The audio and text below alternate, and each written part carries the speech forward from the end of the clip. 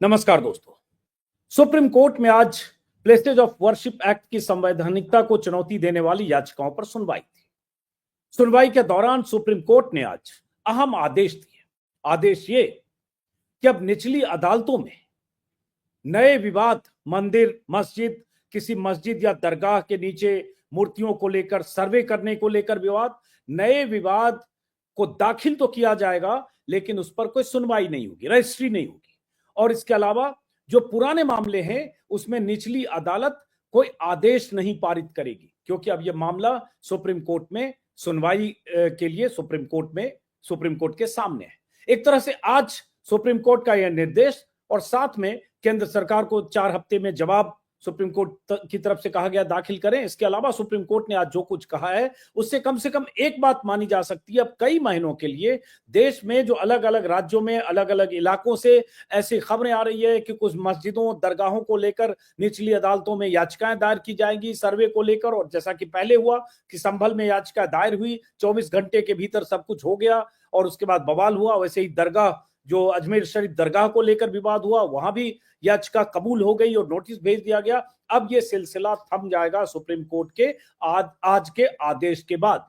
तो क्या कुछ कहा सुप्रीम कोर्ट ने और आज सुप्रीम कोर्ट ने जो आदेश पारित किया उसके कितने पहलू हैं, क्या मायने हैं, इसको समझने के लिए हमारे साथ खास मेहमान है जिन्हें आप अक्सर हमारे चैनल पर सुनते हैं, एनके सिंह साहब, जो कायदे, कानून, संविधान इसको बारीकी से समझते हैं और खास तौर से अदालती प्रक्रिया पर, हर सुनवाई पर बहुत नजर रखते हैं। तो मैं सीधे एनके सिंह साहब से समझने के लिए कि आज जो सुनवाई हुई, सुनवाई तो उन याचिकाओं की हुई, 6 याचिकाएं हैं जिसमें प्लेसेज ऑफ वर्शिप एक्ट को ही चुनौती दी गई कि ये एक्ट जो हिंदुओं के अधिकारों के खिलाफ है, इसलिए इस एक्ट को खारिज किया जाए, उसकी सुनवाई थी। लेकिन जो सुप्रीम कोर्ट ने आज आदेश दिया उसकी कैसे व्याख्या करें एनके सिंह साहब?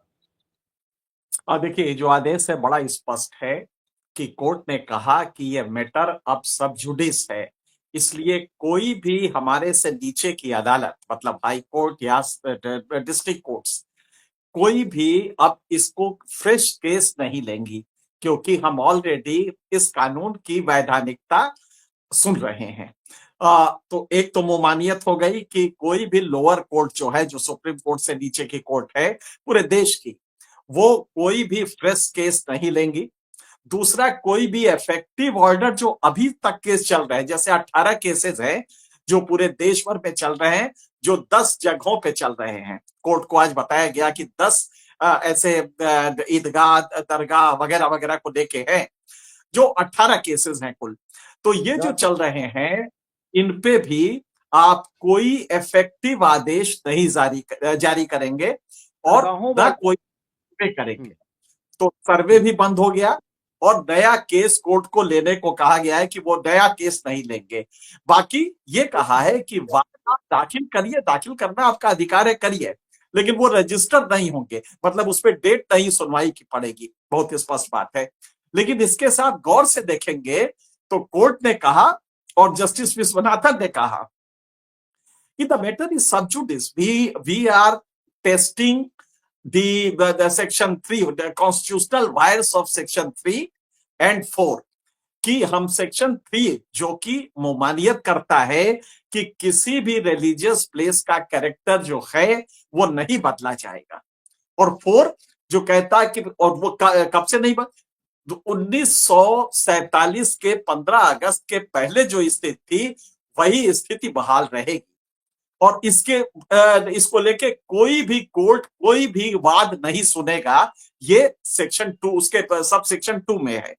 मतलब कि जो अश्वनी उपाध्याय ने, बीजेपी के वकील ने, जो ये वाद दायर किया था 2020 में, जिसपे 21 में नोटिस की गई गवर्नमेंट ऑफ इंडिया को, आज तक उसका जवाब गवर्नमेंट ऑफ इंडिया ने नहीं दिया कि इस एक्ट को वो कैसे देखता है। आप ताजुब करेंगे, मोदी सरकार 10 साल से है और उससे 2021 में पूछा है सुप्रीम कोर्ट ने कि भाई ये जो कानून बना है, पार्लियामेंट ने आपके बनाया है 1991 में, इसके बारे में आपको क्या कहना है, इसकी संवैधानिकता को लेके। आज तक उसका जवाब नहीं आया। आज फिर कोर्ट ने उठाया, चीफ जस्टिस ने कहा what happened to your reply, तो उन्होंने कहा सर मैं जल्दी देता हूं। तो उन्होंने केंद्र सरकार को आदेश दिया है कि 4 हफ्ते में आप अपना रिप्लाई दें और ये रिप्लाई आप अपलोड करें ताकि सबको अवेलेबल हो और सारे लिटिगेंट्स जो हैं, जो पेटिशनर दोनों साइड के हैं, उनको ये उपलब्ध रहे। और उन पेटिशनर को कहा है कि इस पे अपना जवाब, जो काउंटर कहते हैं, काउंटर दाखिल करने के लिए 4 महीने 4 हफ्ते और मिलेंगे। मतलब कि 4 हफ्ते केंद्र सरकार को जवाब देने के लिए और 4 हफ्ते इस पे काउंटर दाखिल करने के लिए दूसरे पक्ष को। कुल मिला के 8 हफ्ते के लिए फिलहाल इसको रोक दिया गया है। लेकिन याद करिए कि चूंकि चीफ जस्टिस ने और जस्टिस विश्वनाथन ने कहा कि ये सब जुडिस है, लिहाजा लोअर कोर्ट को इसमें हाथ भी नहीं डालना चाहिए, तो इसका सीधा मतलब है कि अब जब तक ये केस चलेगा, और केस में है क्या, सुप्रीम कोर्ट ने यह भी कहा, सीजेआई ने अपने ऑर्डर में भी कहा कि हम इसके वायर्स देख रहे हैं और एम्बिट्स देख रहे हैं। मतलब कि ये कानून की शक्तियां क्या हैं ये भी देख रहे, वायर्स मतलब शक्तियां, कॉन्स्टिट्यूशनल वायर्स, और इसकी सीमा देख रहे हैं हम। इसका क्या मतलब हुआ कि चूंकि सब जुडिस है और इसको हम देख रहे हैं, इसके विस्तार को, लिहाजा जाहिर है कि ये जो स्टे आप देख रहे हैं वो स्टे नहीं है, लेकिन जो कहा गया है कि लोअर कोर्ट अब कोई भी फ्रेश केस नहीं लेंगी, कोई इफेक्टिव ऑर्डर पास नहीं करेंगी जिन केसेस में सुनवाई, इसका सीधा मतलब है कि जब तक सुप्रीम कोर्ट ये केस का फैसला नहीं देती है, कोई भी कोर्ट अब ये नहीं सुन पाएगा। तो ये रोज जो तमाशा हो रहा था, तो कोई अजमेर शरीफ चला जाता था। इससे ये हुआ कि जैसे बदायूं की मस्जिद को लेकर एक बवाल है, ईद वहां अजमेर शरीफ दरगाह को लेकर 20 जनवरी की तारीख थी, नोटिस दिया गया जवाब देने के लिए, या और जो बाकी भोजशाला और जहां जहां के मामले, ये सब अब एक तरह से स्टैंड स्टिल हो जाएगा। जो स्क्रीन पर हम ये दिखा रहे हैं 9 अलग अलग जगहों की इमारतें हैं, हालांकि कुतुब मीनार को लेकर, जामा मस्जिद संभल का जिक्र कर ही रहे, अटाला मस्जिद जौनपुर, ये सब अब थम जाएगा, ये माने? हाँ देखिए, ये थम जाएगा। कोर्ट ने दरअसल चूंकि वो पार्टी नहीं आई थी, तो कोर्ट ने स्टे नहीं लगाया है इन प्रोसीडिंग्स पे। ये जो सर्वेस है, ये थोड़ा एक वैसा जोन है जिसमें क्लैरिटी नहीं आई, और ये अश्वनी उपाध्याय ने भी कहा इसमें क्लैरिटी नहीं आ रही है। हकीकत यह है कि जो सर्विस मान लीजिए ऑर्डर कर दिया है, उदाहरण के लिए आप ले लीजिए इसका केस, संभल का केस। संभल में डिस्ट्रिक्ट कोर्ट ने ऑर्डर किया कि इसका सर्वे कराया जाए, कोर्ट उस पे, लेकिन जो कोर्ट का व्यू है वो बहुत साफ है कि चूंकि सब जुडिस हो गया है, इसलिए बीच में लोअर कोर्ट ना आए, ये उसका ये मैसेज था। तो भले ही वो ना कहा हो, इसका सीधा जो मैसेज आ रहा है कि अब चूंकि हम जब तक ये लॉ नहीं टेस्ट कर लेंगे, तब तक आप कोई फ्रेश ऑर्डर नहीं देंगे। तो मुझे लगता है ये गवर्नमेंट के लिए भी उतना ही जरूरी है कि वो इस समय सर्वे रोक दे। हालांकि कोर्ट ने इसके बारे में कुछ नहीं कहा, उसने यही कहा है कि नया कोई इफेक्टिव ऑर्डर नहीं देंगे जो केसेस चल रहे हैं, और नया केस नहीं देंगे। ये 2 चीजें कही है, इसलिए ये थोड़ा ये जैसे नया केस नहीं लेंगे और नया इफेक्टिव ऑर्डर नहीं देंगे, लेकिन अगर पहले कहीं सर्वे का ऑर्डर है, अगर कहीं, तो हालांकि संभल का केस है जहां रिपोर्ट उसको दाखिल करना था, जो लास्ट डेट में मिस किया, तो उस केस में क्या होगा संभल वाले जैसे मामले में? बिल्कुल सही आपने कहा, और यही मैं भी सोच रहा हूं, और यही अश्वनी उपाध्याय के भी अभी उसमें आया कि इसके बारे में कोर्ट ने कोई आदेश नहीं दिया है।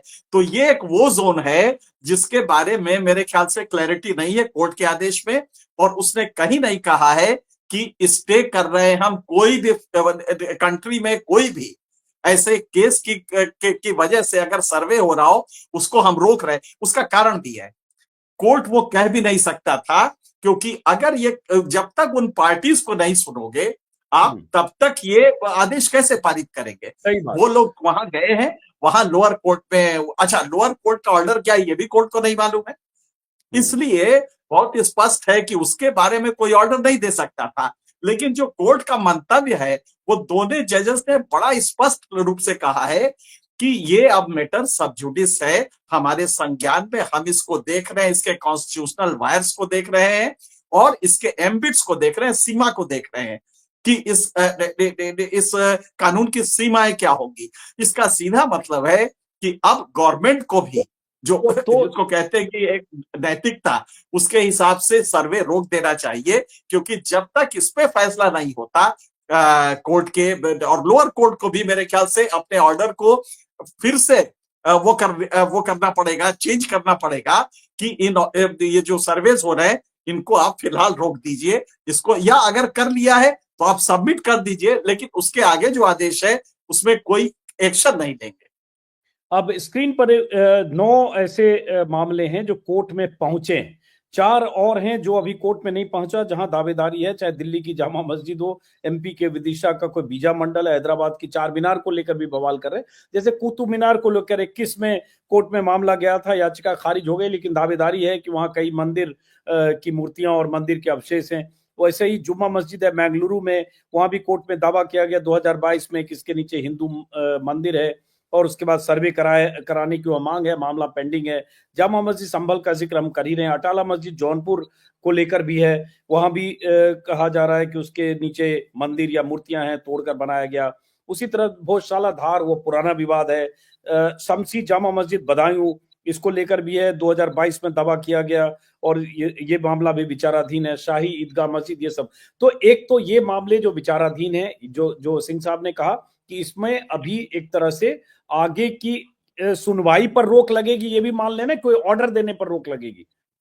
और देखिए ऐसा है कि इसको अगर कुल आप देखेंगे तो जो संज्ञान में जो आप दिखा रहे हैं उसके हिसाब से कुल 16 जगहों पे ये हुआ है, जिसमें 9 नए हैं। 9 जो वाद आए हैं वो बिल्कुल नए हैं, जहां विवाद आप दिखा रहे हैं, ये 9 जो सामने आप दिखा रहे हैं ये नए हैं। इसके अलावा और 6 है, बल्कि 6 क्या है, सच पूछिए तो 8 है। अब यहाँ पे ये जो टोटल 16 मामले आप दिखा रहे हैं, उसमें 5 मामले यूपी के हैं। यूपी के कौन कौन से हैं? शाही ईदगाह मथुरा, जामा मस्जिद संभल, उसके अलावा फतेहपुर सीकरी यूपी, फतेहपुर सीकरी है, वहां है। जौनपुर के मस्जिद में है, मस्जिद बदायूं की है, वहां है शमसी जामा मस्जिद बदायूं। तो इसका मतलब जो 5 इसमें से जो नए फ्रेश केस लिए गए, गौर कीजिएगा, वो 9 है टोटल 16 में से। और इन 9 में से जो अभी कुछ महीनों में हुए हैं, और इनमें 5 यूपी के हैं। तो आप ये समझ सकते हैं कि यूपी में सबसे ज्यादा ये एक्टिव रहा है ये फोर्स। इसमें हुआ ये कि जब अश्वनी उपाध्याय ने, सुब्रमण्यम स्वामी ने और तमाम लोगों ने जब ये बात दाखिल किया, तो उसके 1 साल के अंदर जो मुस्लिम पक्ष था वो लोग आए सरकार के पास कि साहब इसको इम्प्लीमेंट कराइए, ये कानून है, और लोग धड़ाधड़ किए जा रहे हैं और कोर्ट ऑर्डर भी कर रहे हैं। उनकी मुराद थी उसको लेके, बनारस के उसको लेके, ज्ञानवापी को लेके। तो उसपे जो ये पिटीशन नंबर 782 था, उस पे कोर्ट ने कहा, सरकार को कहा कि भाई इसका इंप्लीमेंटेशन प्रॉपर क्यों नहीं हो रहा है और इस पे भी जवाब दीजिए। वो सारी चीजें जो थी वो सरकार लेके बैठ गई, लेकिन सरकार ने कभी, उसकी वजह क्या थी? पॉलिटिकल रीजन था कि पूरे वर्ल्ड में इमेज खराब होगी कि एक सेकुलर कानून जो 1991 में बना था, उस सेकुलर कानून को अचानक यहाँ की सरकार जो आई है, ये कम्युनल, उसकी वजह से वो पूरे वर्ल्ड में इमेज खराब होगी कि अगर उस कानून को वो हटाने की बात कर रही है। तो लिहाजा सरकार चुप लगा के बैठ गई। सुप्रीम कोर्ट पूछता रहा और कई बार इन्होंने एक्सटेंशंस मांगे कि साहब जरा टाइम दे दीजिए, भूल गया था मैं, या कुछ काम हो गया। और इस तरह से 1 दर्जन से ज्यादा बार सरकार ने टाइम मांगा है। जब जब केस आए तो टाइम मांग ले। आज सुप्रीम कोर्ट ने एसजी से कहा कि तुषार मेहता एसजी है, उनसे पूछा कि भाई क्या बात है, ये कब आएगा? तो हाँ साहब देरी हो गई है और हम इसको अगले उसमें दाखिल कर रहे हैं। तो इमीडिएटली ऑर्डर डिक्टेट होना शुरू हो गया और कहा गया कि 4 हफ्ते में ये आप दायर कीजिए कि इस एक्ट को लेके सरकार क्या सोच रही है। अब सरकार की मुश्किल ये है कि गले ना उतरते बन रहा है ना निगलते बन रहा है। वजह यह है कि अगर कहे कि एक गलत है, हम इसको वो करने जा रहे हैं, इसको खत्म करने जा रहे हैं, तो पूरे अंतरराष्ट्रीय समाज में एक कॉम्युनल गवर्नमेंट मानी जाएगी, बहुत खराब इमेज होगी, तो इसलिए उसको नहीं कर पा रही है। अगर ये कहे कि हाँ साहब ये बिल्कुल बढ़िया एक्ट है, तो ये सारे के सारे जो हैं, जो हर तीसरे दिन उठ जाते हैं और बीजेपी को चीफ मिनिस्टर से लेकर प्राइम मिनिस्टर से कहता है कि बटोगे कटोगे वगैरह वगैरह, तो ये सारी चीजों पे रोक लगेगा, क्योंकि मंदिर मस्जिद का मुद्दा काफी हद तक रुक जाएगा। अब फ्रेश कोई केस नहीं होगा कि आप ताजमहल को लेके खड़ा कर रहे हैं कभी विवाद, कभी किसी और अच्छा ईदगाह ये को लेके। बताइए, अब एक सवाल सिंह साहब, एक सवाल ये है कि जो प्लेसेज ऑफ वर्शिप एक्ट को लेकर ज्ञानवापी की सुनवाई के दौरान सर्वे की अनुमति जिस ढंग से जस्टिस डीवाई चंद्रचूड़ ने दे दी और उसी के बाद से बवाल उठा, और उसके बाद जो उनका मौखिक जो कोर्ट में ऑब्जर्वेशन है कि places of worship act character identification या कैरेक्टर चरित्र की पहचान किसी रिलीजियस प्लेस की उसको प्रतिबंधित नहीं करता, और उसी के बाद ये सब हो रहा है। अब ये अगर 3 जजों की पीठ है सीजेआई की अध्यक्षता में, तो ये पीठ सुनवाई करते हुए क्या ऐसा कोई आदेश दे सकती है कि आगे से हमेशा के लिए ये विराम हो जाए, और जो उन्होंने कहा था वो कहीं अगर उसको ऑर्डर समझकर निचली अदालतें उसके हिसाब से एक्ट कर रही है वो सब थमे? क्योंकि अगर सीधे ये हो जाए कि प्लेसेज ऑफ वर्शिप एक्ट से 1991 के एक्ट से 1947 के पहले की यथास्थिति बहाल करने के आदेश पर पूरी तरह से अमल कर दिया जाए, तो ये सब बवाल तो ऐसे खत्म हो जाएगा, कोई याचिका ही दायर नहीं हो सकती, इंटरटेन ही नहीं हो सकता। तो क्या सुप्रीम कोर्ट इस दिशा में कोई फैसला करेगा? जी, आप देखिए सुप्रीम कोर्ट का फैसला क्या करेगा ये तो प्रेडिक्ट करना थोड़ा मुश्किल होता है, लेकिन एक चीज बहुत साफ है, कोई भी कोर्ट, मॉडर्न कोर्ट, दुनिया की कोई भी इसके इतर कुछ सोचे ये संभव नहीं है। हाँ, कैरेक्टर डिटर्मिनेशन जो डीवाई चंद्रचूड़ ने कहा था अपने कप पे, दरअसल उसके पहले तो हाई कोर्ट में ये हुआ था, और हाई कोर्ट में ये पूरा मामला गया था।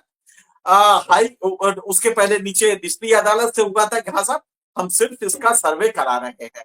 हाई कोर्ट ने उसको बहाल किया, इलाहाबाद हाई कोर्ट ने, और तब ये सुप्रीम कोर्ट में मामला आया था। अब यहां पे स्थिति ये है कि सुप्रीम कोर्ट में ये मामला तो आ गया, जस्टिस चंद्रचूड़ ने हाई कोर्ट वाले उस आदेश को बहाल रखा, 3 मेंबर बेंच था, हाई कोर्ट वाले केस को बहाल रखा।